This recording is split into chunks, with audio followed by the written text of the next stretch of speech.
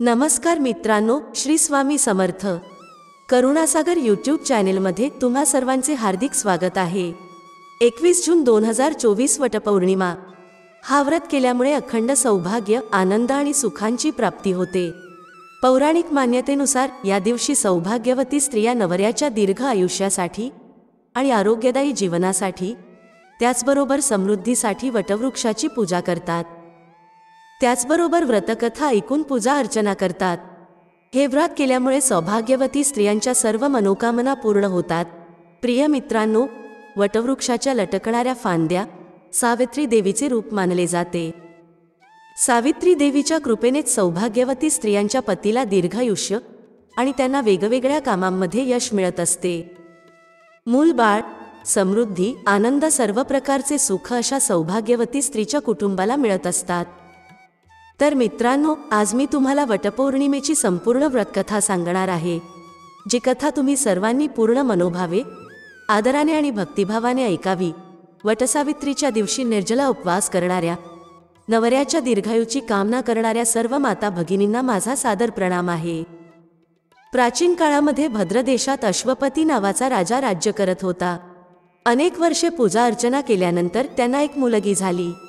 त्यांनी त्या मुलीचे नाव सावित्री ठेवले। सावित्री राजाची एकुलती एक मुलगी होती।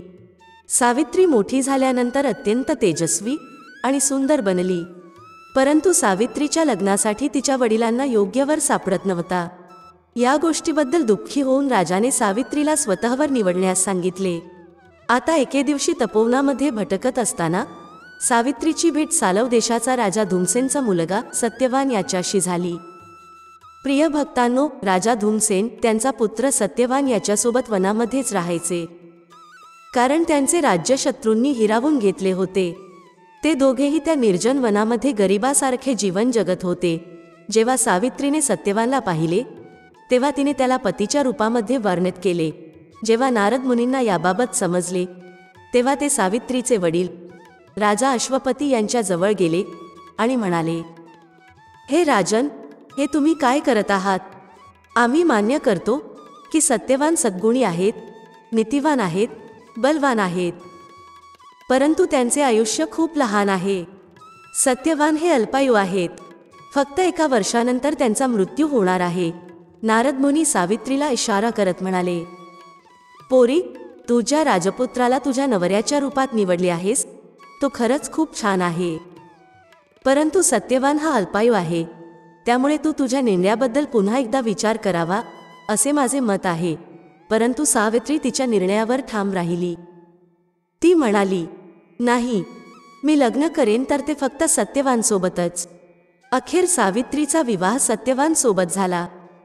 विवाहानंतर सावित्री राजेशाही सुख सोडून जंगलात गेली आणि जंगलामध्ये जाऊन ती तिच्या नवऱ्याची आणि नवऱ्याच्या कुटुंबाची सेवा करू लागली।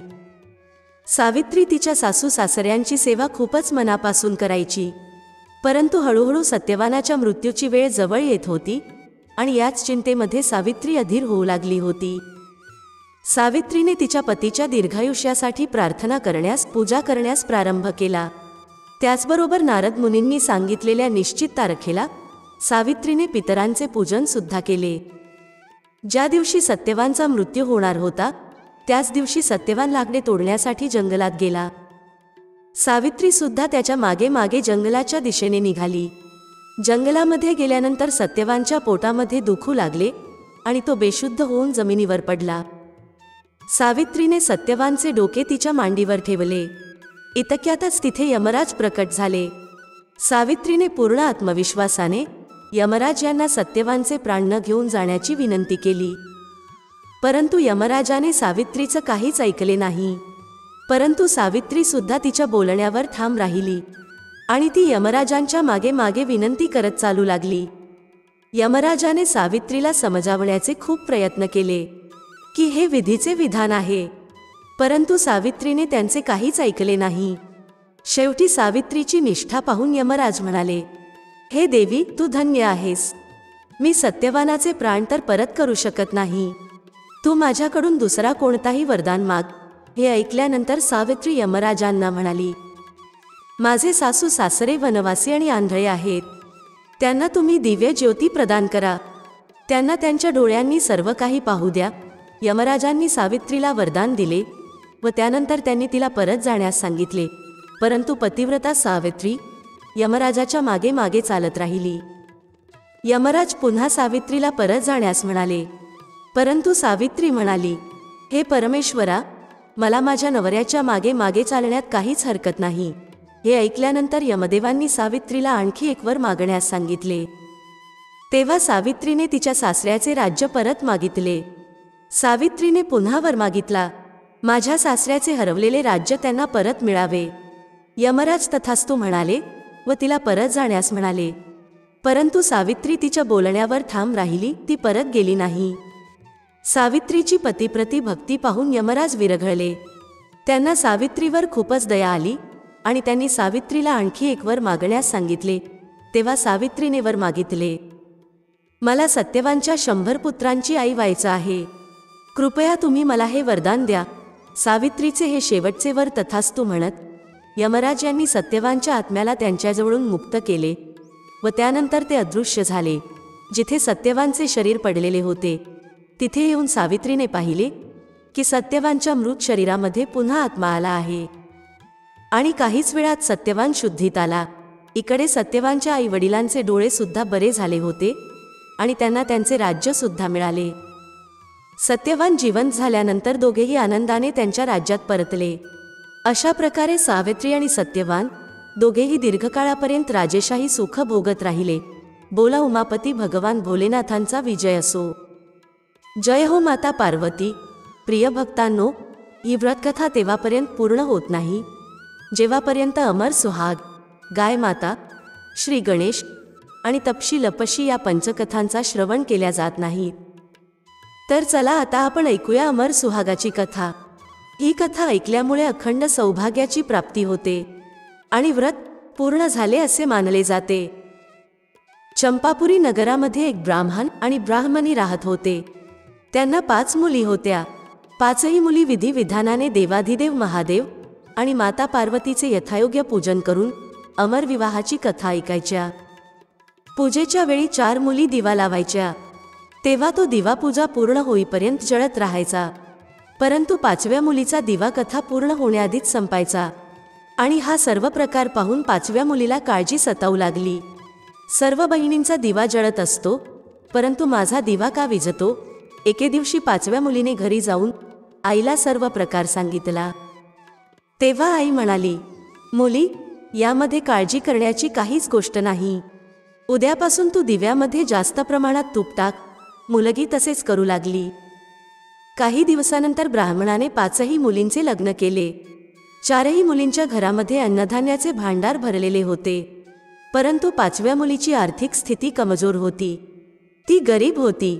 5व्या मुलीचा नवरा जंगलातून लाकडे तोडून घेऊन येत असे. गरीब परिस्थिती असूनही 5वी मुलगी खूपच संतुष्ट आणि हुशार होती. ती कधीच कोणाकडे कोणत्याही गोष्टीची तक्रार करत नसे. विवाहानंतर सुद्धा ती महादेव आणि माता पार्वतीचे पूजन करायची. एके दिवशी 5व्या मुलीचा नवरा कमी लाकडे घेऊन आला. तेव्हा तिने विचारलं, काय झालं? आज तुम्ही लाकडं कमी आणलीत? तेव्हा नवरा म्हणाला, अगं, आज मला बरं वाटत नाही. मला ताप आला आहे. दुसऱ्या दिवशी मुलगी नवऱ्याला म्हणाली, आज तुमची तब्येत बरी नाही, त्यामुळे आज मी सुद्धा तुमच्या सोबत जंगलात येईल. 5व्या मुलीने सासू सासऱ्यांची आज्ञा घेतली आणि ती नवऱ्यासोबत जंगलात जायला निघाली. जंगलामध्ये गेल्यानंतर नवऱ्याची तब्येत आणखीच खराब झाली आणि याच आजारपणात नवऱ्याचा मृत्यू झाला. 5वी मुलगी जंगलामध्ये एकटीच होती. तिच्या मदतीसाठी तिथे कोणीच नव्हता. पतीचं मस्तक मांडीवर ठेवून ती शोक करू लागली. रडतडत ती भगवान भोलेनाथ आणि माता पार्वती यांना पुकारू लागली, हे महादेव, हे माता पार्वती, मी नेहमी तुमची पूजा केली आहे. तुमच्या विना माझा कोणीच नाही. घरी जाऊन माझ्या म्हाताऱ्या सासू सासऱ्यांना मी काय सांगणार आहे? 5व्या मुलीचा विलाप आणि खरी भक्ती पाहून माता पार्वती भगवान भोलेनाथांना म्हणाली, हे प्राणनाथ, या निर्जन अरण्यात आपल्याला कोण बोलावत आहे? आपल्याला त्याचे रक्षण करायला हवे. अशा प्रकारे माता पार्वती आणि भगवान भोलेनाथ त्या 5व्या मुलीजवळ जातात. तिथे गेल्यानंतर माता पार्वती विचारते, पोरी, काय झालं आहे? तू रडत का आहेस? तेव्हा त्या 5व्या मुलीने सर्व हकीकत माता पार्वतीला सांगितली व त्यानंतर तिने महादेव आणि माता पार्वतीचे चरण पकडले आणि विनंती करू लागली. 5व्या मुलीच्या पूजेने भक्तीने प्रसन्न होऊन भगवान शिव आणि माता पार्वतीने तिच्या नवऱ्याला जीवनदान दिले आणि आशीर्वाद दिले की जी पण सौभाग्यवती स्त्री श्रद्धा आणि भक्तीने शिवपार्वतीची पूजा करेल, अमर सुहागाची कथा ऐकेल, ती अखंड सौभाग्यवती राहील. तिच्या घरामध्ये अन्नधान्याचे भांडार भरतील, सुखसंपत्तीची तिला कोणत्याही प्रकारे कमतरता राहणार नाही. तर मित्रांनो, कमेंटमध्ये जय जय जय महादेव टाईप करायला आणि मनातल्या मनात स्मरण करायला विसरू नका. जय माता पार्वती. प्रिय मित्रांनो, आता ऐकूया गाय मातेची कथा. एकदा देवर्षी नारद मुनी वैकुंठ धामात गेले होते. तेव्हा तिथे जाऊन त्यांनी भगवान श्रीहरी विष्णू यांना नमस्कार केला. नारदजी भगवान श्रीहरी विष्णूंना म्हणाले, प्रभू, पृथ्वीवर आता तुमचा प्रभाव कमी होत आहे. धर्माच्या मार्गावर चालणाऱ्यांना चांगले फळ मिळत नाही. जे लोक पाप करत आहेत ते आनंदी आहेत. तेव्हा भगवान श्रीहरी विष्णू म्हणाले, देवर्षी, असं काहीच नाही. जे काही होत आहे ते सर्व नियतीला मान्य आहे आणि नियतीनुसारच होत आहे. नारदजी म्हणाले, मी तर बघून आलो आहे, पापी लोकांना चांगले फळ मिळत आहे आणि सत्यमार्गावर धर्माच्या मार्गावर चालणाऱ्यांना वाईट फळ मिळत आहे. तेव्हा भगवान श्रीहरी म्हणाले, ठीक आहे, तुम्ही मला अशी कोणती तरी एक घटना सांगा. तेव्हा नारद मुनी म्हणाले, हे प्रभू, आत्ताच मी एका जंगलातून येत होतो तेव्हा तिथे एक गाय दलदलीमध्ये अडकलेली होती. तिला वाचवणारा कोणीही नव्हता. तेवढ्यातच एक चोर तिथून जात होता. गायीला दळदळीमध्ये अडकलेले पाहून सुद्धा तो चोर तिला वाचवण्यासाठी थांबला नाही. इतकंच नाही तर चोर त्या गायीवर पाय ठेवून ती दलदल पार करून निघून गेला. पुढे गेल्यानंतर त्या चोराला सोन्याच्या मोहरांनी भरलेली एक पिशवी सापडली. प्रभू, काही वेळानंतर तिथून एक वृद्ध साधू जात होता. तेव्हा त्या साधू महाराजांनी त्या गायीला वाचवण्याचे प्रयत्न केले. त्यांच्या शरीरामध्ये जी काही ताकद होती, जी काही शक्ती होती, त्या शक्तीने त्यांनी गायीला वाचवण्याचे प्रयत्न केले आणि अखेर त्यांनी गायीला वाचवले. परंतु मी पाहिले की गायीला त्या दलदलीमधून बाहेर काढल्यानंतर ते साधू पुढे गेले. त्यानंतर ते एका खड्ड्यात पडले. प्रभू, आता तुम्हीच सांगा, हा कोणता न्याय आहे? नारदजींचे बोलणे ऐकल्यानंतर श्रीहरी म्हणाले, नारदजी, हे अगदी योग्य झाले आहे. जो चोर गायीवर पाय ठेवून पळून गेला त्याच्या नशिबात तर खूप मोठा खजिना होता, परंतु त्याच्या एका पापामुळे त्याला फक्त काही मोहराच मिळाल्या आणि त्या साधूला खड्ड्यात यासाठी पडावे लागले कारण त्याच्या नशिबामध्ये मृत्यू लिहिलेला होता. परंतु गायीला वाचवल्यामुळे त्याच्या पुण्यांमध्ये वाढ झाली आणि त्याचे मृत्यू एका साधारण अशा दुखापतीत बदलले. माणसाच्या कर्माने त्यांचे भाग्य निश्चित केले जाते. तर हे देवर्षी, मनुष्याने कर्म करत राहिले पाहिजे, कारण कर्मामुळेच नशीब बदलता येते. तर एकदा प्रेमपूर्वक म्हणा, ओम नमो भगवते वासुदेवाय नमः. प्रिय भक्तांनो, आता तुम्ही त्या कथेला ऐका, ज्या कथेनुसार भगवान श्री गणेशांना विवाहामध्ये सर्वप्रथम निमंत्रण दिले जाते. एका वेळेची गोष्ट आहे. भगवान श्रीहरी विष्णू यांचा विवाह लक्ष्मी मातेसोबत ठरलं. विवाहाची तयारी सुरू झाली. सर्व देवांना आमंत्रणे पाठवली गेली, परंतु श्री गणेश यांना आमंत्रण दिले नाही. कारण जे काही असेल, परंतु त्यांना आमंत्रण दिले नव्हते. आता भगवान श्रीहरी विष्णू यांची वरात जाण्याची वेळ झाली होती. सर्व देवता त्यांच्या त्यांच्या पत्नीसह लग्न समारंभाला पोहोचले. त्या सर्वांनी पाहिले की श्री गणेश कुठेही दिसत नाहीत. तेव्हा ते सर्वजण आपापसात चर्चा करू लागले की श्री गणेश यांना आमंत्रण दिले नाही का, किंवा स्वतः श्री गणेश आले नाहीत. सर्वांनाच याबाबतीत आश्चर्य वाटू लागलं. तेव्हा सर्वांनी विचार केला की भगवान श्रीहरी विष्णू यांनाच याबाबतीत विचारायला हवे. भगवान श्रीहरी विष्णू यांना विचारल्यानंतर त्यांनी सांगितले, आम्ही श्री गणेश यांचे वडील महादेव यांना आमंत्रण दिले आहे. जर श्री गणेश यांना त्यांच्या वडिलांसोबत यायचं असतं तर ते आले असते. त्यांना वेगळे आमंत्रण देण्याची काहीच गरज नाही. दुसरी गोष्ट ही की त्यांना 1.25 मन मूग, 1.25 मन तांदूळ, 1.25 मन तूप आणि 1.25 मन लाडूचे भोजन दिवसभरात लागते. जर श्री गणेश आले नाहीत तर काहीच हरकत नाही. दुसऱ्यांच्या घरी इतके भोजन करणे चांगलं दिसत नाही. भगवान श्रीहरी विष्णू हे बोलत होते तेव्हा एकाने सुचवले की जर श्री गणेश आले तर त्यांना आपण घराचा द्वारपाल बनवू. त्यांना आपण सांगू तुम्ही उंदरावर बसून हळूहळू याल, तेव्हा तुम्ही वरातीच्या खूपच मागे राहाल. ही कल्पना सुद्धा भगवान श्रीहरी विष्णू यांना खूपच आवडते. भगवान श्रीहरी विष्णू यांनी सुद्धा संमती दर्शवली. इतक्यातच श्री गणेश तिथे पोहोचले. त्यानंतर त्यांना समजावून घर सांभाळण्यासाठी ठेवले व त्यानंतर वरात निघाली. नारदजींनी पाहिले की श्री गणेश हे घराच्या दरवाजावर बसले आहेत. तेव्हा ते श्री गणेशाजवळ गेले आणि त्यांना थांबण्याचे कारण विचारले. श्री गणेश म्हणाले, भगवान श्रीहरी विष्णू यांनी माझा खूप अपमान केला आहे. नारद मुनी म्हणाले, तुम्ही तुमच्या मुस्कसेनेला पुढे पाठवा. मुस्कसेना वरातीचा मार्ग खोदतील, ज्यामुळे वरातीतील सर्व वाहने धरतीमध्ये जातील व त्यानंतर तुम्हाला सन्मानाने बोलवावे लागेल. आता श्री गणेशांनी त्यांची मुसक सेना लगेचच पाठवली आणि सेनेने जमीन खोदली. जेव्हा लग्नाची वरात तिथून चालली तेव्हा रथाचे चाक जमिनीमध्ये अडकले. खूप प्रयत्न केले परंतु रथाचे चाक बाहेर निघू शकले नाहीत.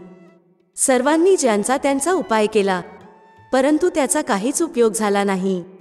इतकंच नाही तर चाक आता ठिकठिकाणी तुटायला लागले होते. कोणालाच काहीच समजत नव्हतं की आता काय करावे. तेव्हा नारद मुनी म्हणाले, तुम्ही श्री गणेशाचा अपमान करून योग्य केले नाही. जर तुम्ही त्यांना सन्मानाने घेऊन आलात तर तुमचे कार्य सिद्ध होऊ शकते आणि हे संकट टळू शकते. भगवान भोलेनाथांनी त्यांचे दूत नंदी यांना श्री गणेश यांना आणण्यासाठी पाठवले. त्यानंतर श्री गणेश यांचे आदर सन्मानाने पूजन करण्यात आले व तेव्हा कुठे रथाचे चाक बाहेर निघाले.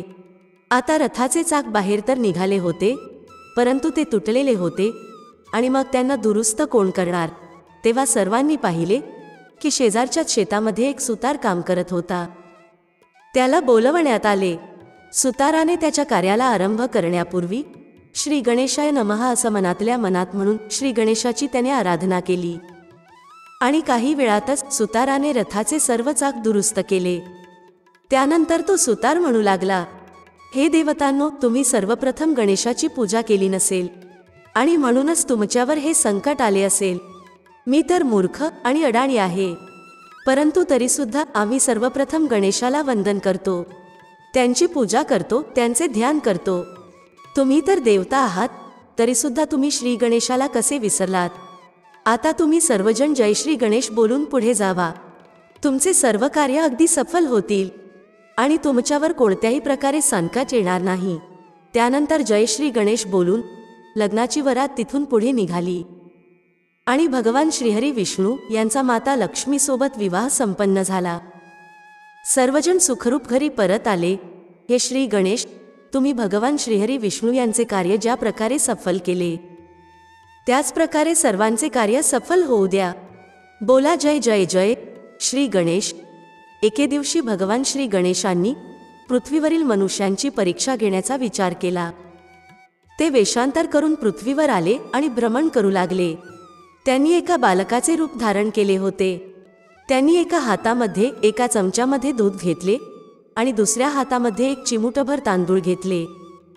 सोबतच ते आवाज देत चालले होते, कोणीतरी माझ्यासाठी खीर बनवा, कोणीतरी माझ्यासाठी खीर बनवा. परंतु कोणीही त्यांच्याकडे लक्ष देत नव्हता. इतकंच नाही तर लोक त्यांच्यावर हसत होते. श्री गणेश एका बालकाचे रूप धरून करून एका गावातून दुसऱ्या गावात चालले होते आणि जाताना ते सारखं लोकांना आवाज देत होते की मला कोणीतरी खीर बनवून द्या. परंतु कोणीही खीर बनवायला तयार नव्हता. सकाळची संध्याकाळ झाली. श्री गणेश भ्रमण करत होते. एक म्हातारी आई होती जी संध्याकाळच्या वेळेला तिच्या झोपडीच्या बाहेर बसली होती. तेव्हाच श्री गणेश हाका मारत तिथून चालले होते की मला कोणीतरी खीर बनवून द्या. म्हातारी आई खूपच कोमळ हृदयाची स्त्री होती. ती म्हणाली, बाळा, मी तुझी खीर बनवून देते. श्री गणेश म्हणाले, आई, माझ्याकडे जे दूध आणि तांदूळ आहे ते घेण्यासाठी तुझ्या घरातून काहीतरी पातेलं आण. म्हातारी आई जेव्हा एक वाटी घेऊन झोपडीतून बाहेर आली तेव्हा श्री गणेश म्हणाले, तुझ्या घरामध्ये सर्वात मोठा असणारा भांडा घेऊन ये. बालकाचे असे बोलणे ऐकून म्हातारी आई थोडी आश्चर्यचकित झाली. परंतु पुढच्याच क्षणी तिने विचार केला, काहीच हरकत नाही, लहान मुलगा आहे, त्याचा मन राखते. व त्यानंतर म्हातारी आई घरामध्ये जाऊन तिच्या घरातील सर्वात मोठे पातेलं घेऊन बाहेर आली. श्री गणेश यांनी चमच्यातून दूध पातेल्यामध्ये टाकण्यास सुरुवात केली. तेव्हा म्हातारी आईच्या आश्चर्याला सीमा राहिली नाही. जेव्हा तिने पाहिले की दुधाने सर्व पातेलं भरले आहे, एका मागोमाग एक भांडी ती झोपडीमधून बाहेर काढू लागली आणि त्यामध्ये श्री गणेश दूध टाकत राहिले. अशा प्रकारे घरातील सर्व भांडी दुधाने भरून गेली. श्री गणेश म्हाताऱ्या आईला म्हणाले, मी आंघोळ करून येतो, तेव्हापर्यंत तू खीर बनव, मी आल्यानंतर खीर खातो. म्हातारी आई म्हणाली, मी एवढ्या खिरीचं काय करणार आहे? तेव्हा श्री गणेश म्हणाले, आई, पूर्ण गावाला आमंत्रित कर. म्हाताऱ्या आईने खूपच प्रेमाने मनोभावे खीर बनवली. खिरीचा आल्हाददायक सुगंध चारही बाजूला पसरला. खीर बनवून झाल्यानंतर म्हातारी आई गावातील प्रत्येक घरामध्ये जाऊन खीर खाण्यासाठी आमंत्रण देऊ लागली. लोक म्हाताऱ्या आईवर हसत होते, म्हणत होते, म्हातारीच्या घरात खायला अन्नाचा एक दाणा नाही आणि ही पूर्ण गावाला खीर खाण्यासाठी आमंत्रित करत आहे. लोकांना यामध्ये आश्चर्य वाटत होतं, कारण पूर्ण गावांमध्ये खिरीचा मधुर सुगंध पसरला होता. त्यामुळे उत्सुकतेने लोक म्हाताऱ्या आईच्या झोपडीत जवळ आले. पूर्ण गाव म्हाताऱ्या आईच्या झोपडीजवळ एकत्रित झाला. जेव्हा म्हाताऱ्या आईच्या सुनेला गावजेवणाबद्दल समजले, तेव्हा ती सर्वांच्या आधी तिथे पोहोचली. म्हाताऱ्या आईची सून तिच्यापासून वेगळी राहत होती. सुनबाईने खिरीने भरलेले पातेले जेव्हा पाहिले, तेव्हा तिच्या तोंडाला पाणी सुटलं. तिला प्रचंड प्रमाणात भूक लागली. तिने एका वाटीमध्ये खीर काढली आणि दरवाजामागे बसून खाण्याची तयारी करू लागली. यामध्येच खिरीचा एक थेंब खाली पडला आणि श्री गणेश यांना तोच भोग लागला आणि ते प्रसन्न झाले. पूर्ण गावाला खीर खाऊ घातल्यानंतर म्हातारी आई पुन्हा तिच्या झोपडीत परतली. तेव्हा तिने पाहिले की तो बालक परत आला होता. म्हातारी आई म्हणाली, बाळा, खीर तयार आहे, तू खीर खाऊन घे. श्री गणेश म्हणाले, आई, मी तर खीर कधीच खाल्ली आहे. खीर खाऊन माझं पोट अगदी गच्च भरले आहे. मी तृप्त झालो आहे. आता तू खीर खा, तुझ्या कुटुंबाला आणि गावाला खायला दे. म्हातारी आई म्हणाली, ही खीर तर खूप जास्त आहे. सर्वांचं पोट भरल्यानंतर सुद्धा ही खीर शिल्लक राहणार आहे. मग शिल्लक राहिलेल्या खिरीचं मी काय करणार आहे? तेव्हा श्री गणेश म्हणाले, जी खीर शिल्लक राहील ती खीर रात्री तुझ्या घराच्या चारही कोपऱ्यात ठेव. म्हाताऱ्या आईने तसेच केले. जेव्हा पूर्ण गावाने पोटभरेपर्यंत खीर खाल्ली, तरी सुद्धा खूप मोठ्या प्रमाणात खीर शिल्लक राहिली होती. त्या खिरीचे भांडे म्हाताऱ्या आईने तिच्या घराच्या चारही बाजूला ठेवले. सकाळी उठून तिने पाहिले, पातेल्यामध्ये खिरीच्या ठिकाणावर हिरे, मोती, सोने चांदी भरले आहेत. हा सर्व प्रकार पाहून म्हातारी आई खूपच आनंदित झाली.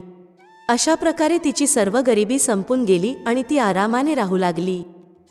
म्हाताऱ्या आईने श्री गणेशाचं खूप मोठं मंदिर बांधलं आणि मंदिरासमोर एक खूप मोठा तलाव सुद्धा बांधला. अशा प्रकारे त्या म्हाताऱ्या आईचं नाव दूरदूरपर्यंत प्रसिद्ध झालं. म्हाताऱ्या आईने वड, पिंपळ या प्रकारची झाडे सुद्धा लावली आणि नित्यनेमाने ती त्यांची सेवा करू लागली. प्रिय मित्रांनो, त्या ठिकाणी दरवर्षी जत्रा भरू लागली. श्री गणेशाचे कृपा आशीर्वाद प्राप्त करण्यासाठी, त्या ठिकाणी पूजा करण्यासाठी आणि लोकांच्या मनातील इच्छा पूर्ण करण्यासाठी लोक तिथे मोठ्या प्रमाणात गर्दी करू लागले. भगवान श्री गणेश सर्व भक्तांची मनोकामना पूर्ण करू लागले.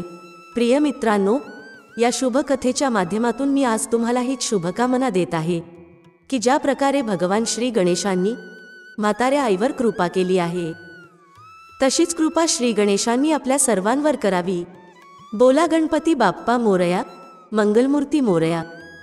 प्रिय मित्रांनो, आता ऐकूया कथेला संपूर्ण करणारी तापसी लपसीची कथा. एक होता तपसी आणि एक होता लपसी.